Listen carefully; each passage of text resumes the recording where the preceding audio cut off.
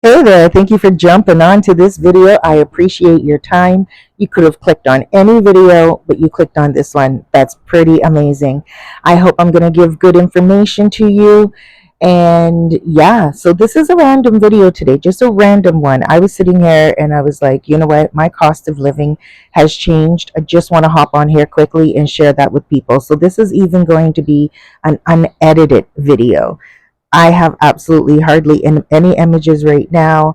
It's just, I've been really busy lately, guys, to be honest with you. And I like to put out at least 1 to 2 videos a week. Right now is I haven't had one out for a week now. So yeah, this I'm not prepared, so I'm going to be all over the place. But I'm still going to shoot some gems of information out at you throughout the video, because there are some things that obviously will pop in my head that I want you to know. So first I'll share, just the difference. There are two different areas when it comes to cost of living. There is the tourist area and there is the local area. Anything that has to do with tourism anywhere around the world, you know that there is an issue when it comes to things being more expensive. Always. It just makes sense, right? Location, location. Everything is made easy in the tourist area, so you pay for the convenience. Now, I'm just drinking some coffee as well. Now, this is the thing. That same convenience that you would pay for in the tourist area, which would be a furnished apartment, Wi Fi, cable, flat screen TV, everything included, except you just pay your own electricity and your rent, right? That is convenient because you don't have to do anything. It's a pop up apartment for you. It has even right down to the cutlery. Okay, the tourist areas offer this, and you can stay there for a year and you can stay there for longer. In some places, they don't even expect you to sign a lease, you just sign an agreement that you're going to pay month by month. And so you see, this is what the tourist area is all about. You can find those same conveniences in some of the local areas, meaning where there's um, less conveniences, but you're still going to get some places that do have those conveniences. So in the local area, you're not going to necessarily find a place with a pool. Okay, those are usually in resort type of areas, tourist areas. Those are the catchy little feature. But in the local areas, you may be closer to the beach. You may be closer to the river. You will be privy to the fruits and the vegetables that are the freshest, because you will be getting them delivered to you daily. A truck goes through the streets, a pickup truck with the farmers. Some days they're selling watermelon, peppers, bananas, platano, anything, and you name it, the fruit of the season, and it is right there, and it goes right up and down the streets. You're getting it free and you're getting it at cost in the local areas. And they do that in the tourist area as well, but tourists are not too keen on it if they're only here for 7 days. They're just mostly going to buy their food outside. But if you are a person that's looking to relocate and the cost of living is what this video is appealing to you about, then stay tuned, because what I'm trying to encourage you to think of is living in the local area. This is where you're going to save money. And this is what I've been telling people for a very, very long time. Some people will be like, oh, but I don't want to live in the local area. Isn't it dangerous? Or I don't want to live in the local area. It's too far away from the tourist area. No, there are a lot of local areas that are just a hop, skip, and a jump away from the tourist area. Like in Cabarete, they have Callejon de la Loma, and that just means John Street, and it's down the street from the beach. But of course, the places on the beachfront are more touristy, and those ones are triple in price than Callejon de la Loma. I'm writing a book right now, and in my book, I'm actually writing about each area that you can get to, and everything that you'll need to know, the demographics and of everything. But I'm digressing a little bit too much here. I just want to get back to the mindset of living with the locals, because that is where you're going to catch your financial break.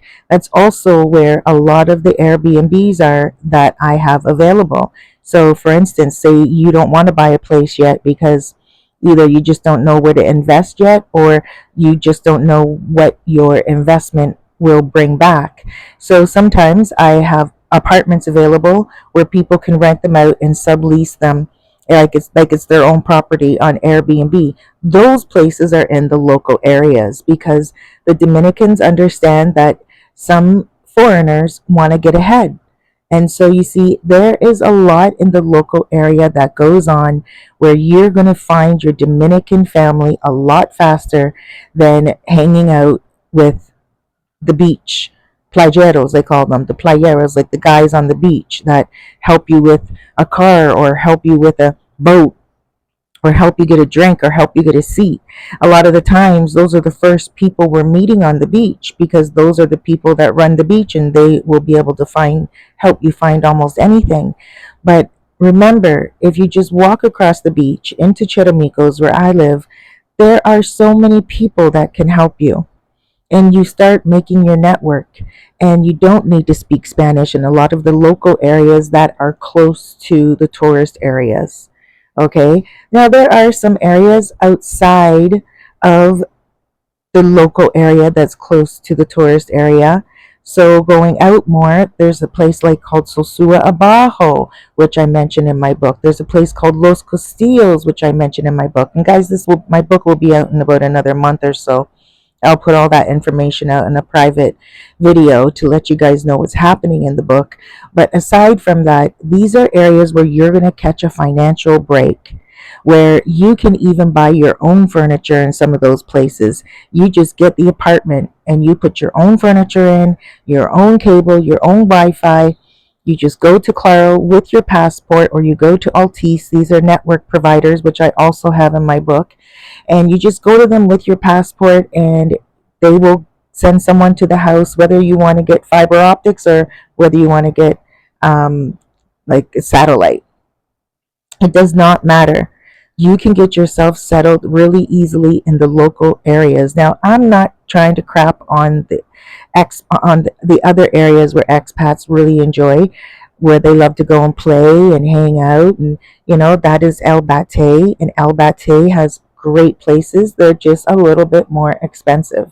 And if you're looking at a budget that you want to play with and not have a tight cost of living, then I'm trying to explain to you that in Bate, that's more if you are looking for a pool, if you have money to play with. Now, you might even say to yourself, I need a place with hot water. I need a place with air conditioner. I need a place with 24-hour electricity. That is going to drive your rent up. If you can get a place with no hot water, with nothing at all, and you put all that stuff in yourself, you can get a nice 2-3 bedroom at like $300 a month outside of Sosua Bate, because what you're doing is you are putting in your own furniture and you're doing it all yourself. It's a pop-up shop. Okay, even cheaper if you go out a little bit farther into Maranata, you could be looking at something at $250 a month for a 2-3 bedroom. But let's get back to my cost of living now. I'm just all over the place, and I already warned you about that. But let's just stay focused on, forget about the outer areas. Let's just stay focused right now on Los Charamicos and Bate, because those are the two that are connected to the one beach called Playa Sosua. Now, cost of living. Electricity here in the local area where you don't need to speak English and you can just live your life and be very close to the beach. It depends on how much consumption you use on your air conditioner. But the pesos per kilowatt is cheaper in the local area. So if you're in the tourist area, your electricity is generally going to be more expensive. But here in the local area where I live, my electricity every month is on average 900 pesos, which is $20 a month. I always have my fan running day and night because I have pets, and even when I go out, I still like it to be circulating with air in my apartment. And I rarely use my air conditioner. When I do use my air conditioner, it is in the summer months here. Yes, we do have summer months here as well, just where it gets way, way, way hotter. And that's June, July, August. And those months, you're going to find me putting on my air conditioner in the middle of the night for probably an hour or two. And then I turn it back off. And I will use it every single night. And it doubles my electricity. So I end up paying 1,900 a month, right? So that means that I'm paying $40 a month when I put my air conditioner on. Now, oh my gosh, this coffee's so good. Santo Domingo coffee. When you get here, and if you love coffee, you got to try it. I drink mine black. Now, with that being said, my cell phone service every month is 1,700 for one package.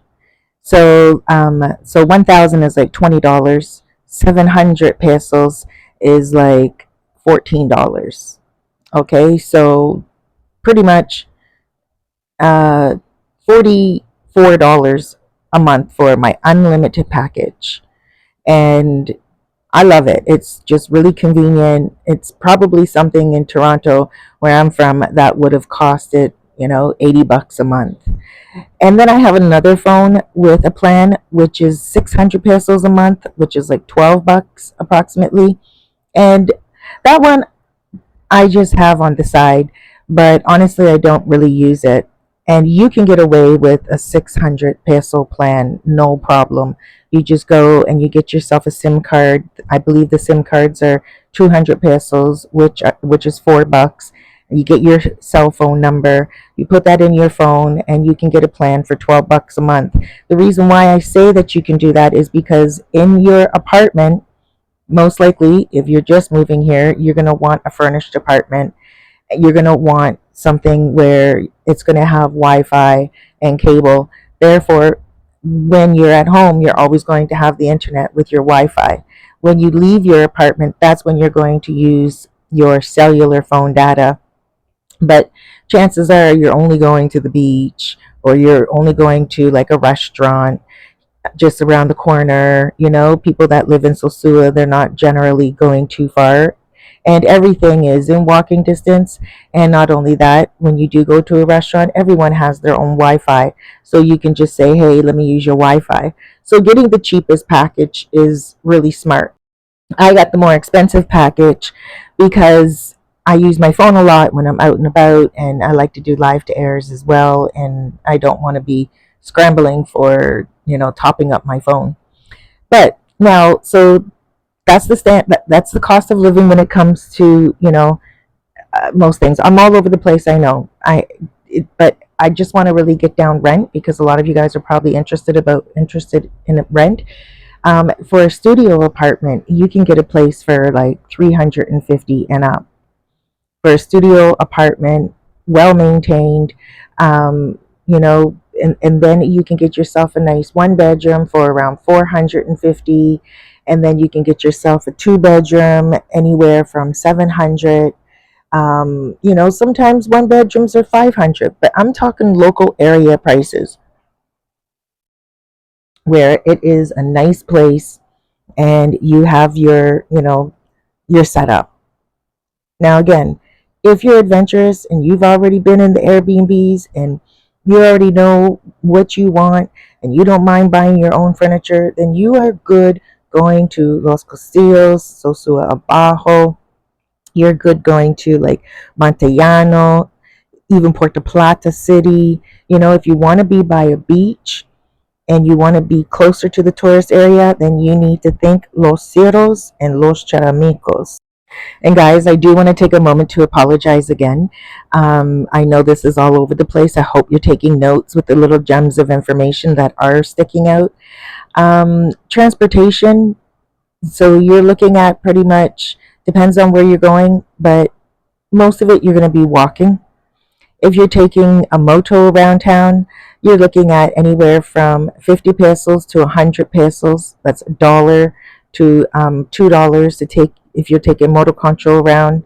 Taxi, it really depends on what you decide to have your driver, if you're going to be taking him a lot, if you're going to strike up some type of negotiation with him. It really depends. But when it comes to the local bus is a very good price, and you can get on for a few pesos, and that will take you all the way to Cabarete, or it will take you all the way to Puerto Plata. If you're in Sosua and you're in the local area and you're trying to get to the tourist area, you're not going to take a bus. You're going to walk across the beach, or you're just going to take a motor concho, or you're going to take a little taxi. You're not really going to take a bus because it literally is a 3-minute bus ride. So you could take it just for the experience. But yeah, so, the cost of living, I guess what I'm trying to say is think local and think do it yourself. If you have a landlord that says yes, they'll put in an air conditioner for you, but you have to buy it. They'll put in, an inverter for you, like a 24-hour electricity box, but you have to buy it, and then also hot water, but you have to buy the tank. But they will get it all installed for you. Go ahead and buy that on your own, because a lot of the times you can get it secondhand on a lot of the Facebook groups, or you can get it secondhand, or you can, like, in any of the stores. You can also buy them brand new. They're not very expensive, and it may be a way for you to cut costs and still live relatively rent thrifty, you know? So yeah, so cell phone service is not very expensive. Depends on your package. Again, you can get a package for like $12, 600 pesos, and you're pretty good to go.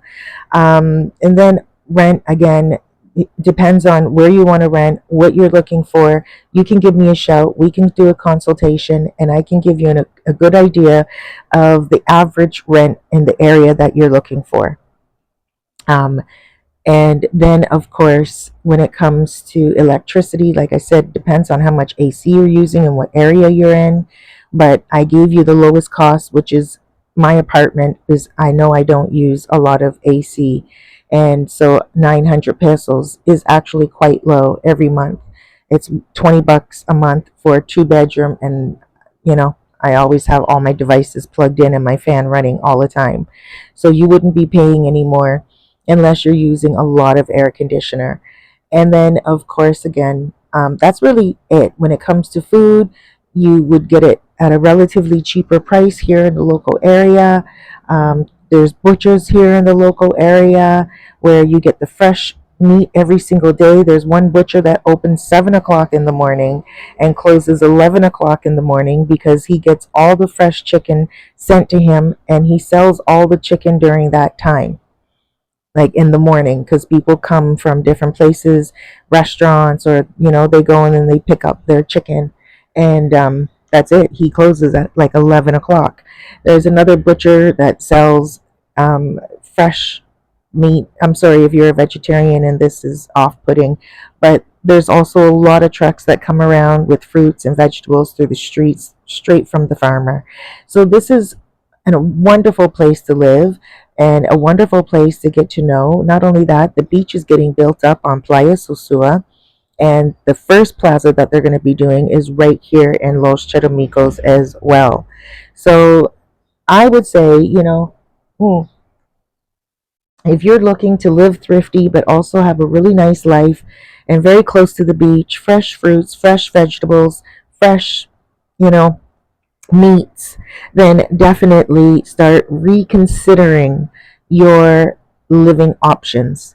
The idea that you're going to get a pool, a two-bedroom, and gated community with 24-hour security in the tourist area, chances are you're looking at over $1,000 a month for a one-bedroom to two-bedroom. You're not going to get a three-bedroom unless it is like really nice place, but you will also be paying over 1,500 a month. Now, if you're looking at a Dominican home in the tourist area, then it may be probably about 1,000 a month for a three-bedroom home, but you would have to fix it up and put your stuff in there. And it depends; those are very few and far between. I'm just saying that they're available. But if you're looking for a nice furnished apartment close to the beach, modern, you don't have to do anything except kick your feet up and pay your own electricity and your rent and buy your fresh fruits and your vegetables and your meats, and you're living a good life. And that's when you're living with the locals.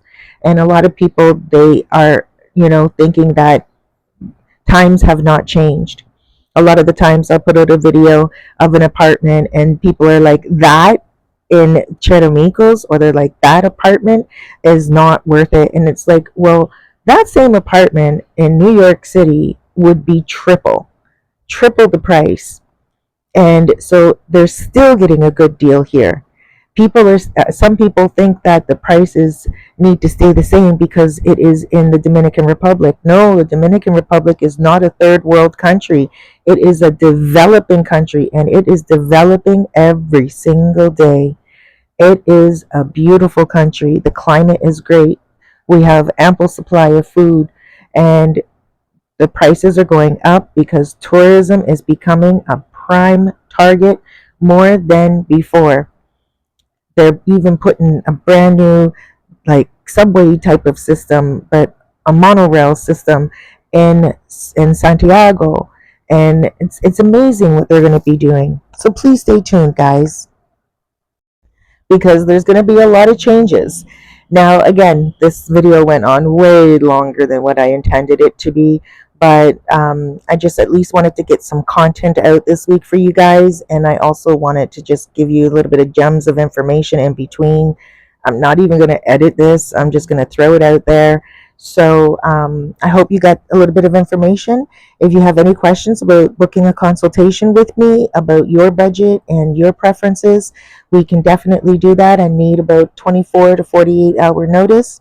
We will do it over voice call on WhatsApp, and we will talk about all your concerns and any questions you have. I do 30-minute sessions and 60-minute sessions. And not only that, remember, look out for my book. I will let you guys know as soon as I release it. Guys, be good to yourself out there. Have an amazing day. Huge hugs, loads of love, and big blesses.